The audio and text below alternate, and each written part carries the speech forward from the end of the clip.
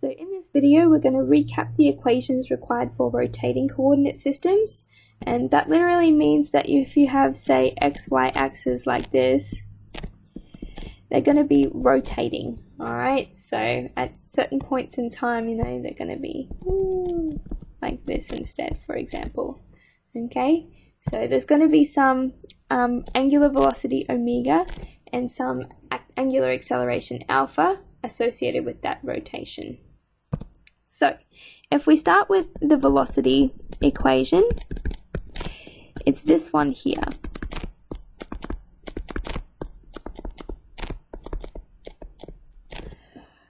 Alright, so we're looking at what's happening between 2 points of interest, point A and point B.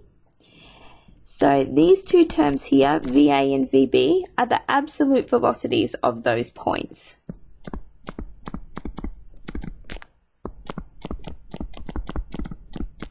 So that means they're the velocities with respect to the ground or something else that isn't moving. So the next thing in our equation is omega, and this is the angular velocity of the coordinate system.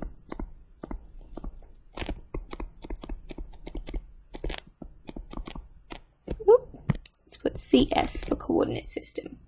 Alright. The next term we have is R, and this refers to the radius of A relative to B when you have it set up in this form where VA is equal to VB on the other side.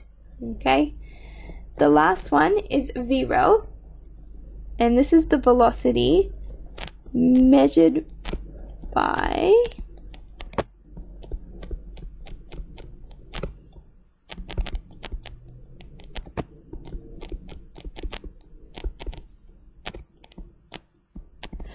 so it's measured by an observer attached to the rotating coordinate system.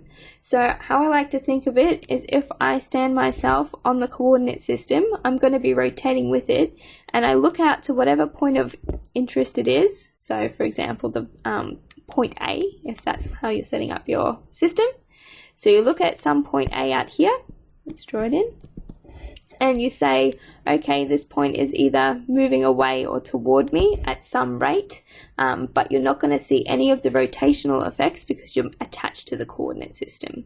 And we're going to do this in a few examples, so if that doesn't quite make sense to you, it probably will make a bit more sense when you do it in the context of a question. Alright, so yeah, it's just what you see in terms of how fast a point of interest is moving away or towards you without the rotational effect. Alright, so we can then look at the equation for acceleration on rotating coordinate systems. So this one is quite long. Let's write it out.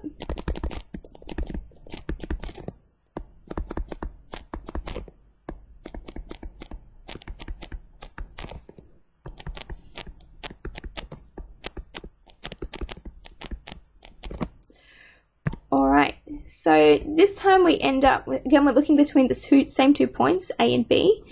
These two here, acceleration and acceleration of B, are the absolute accelerations.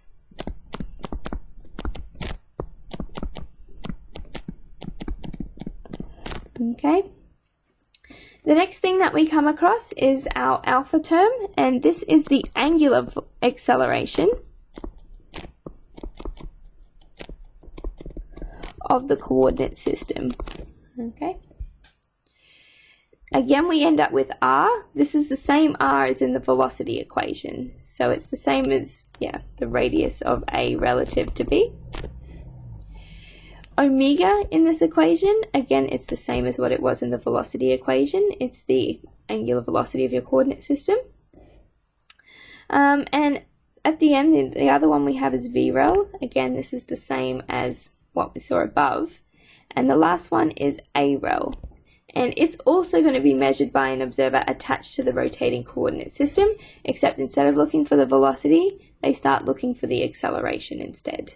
Okay, so it's again a case of looking at how fast your point of interest is moving away or towards you, without seeing that rotational effect.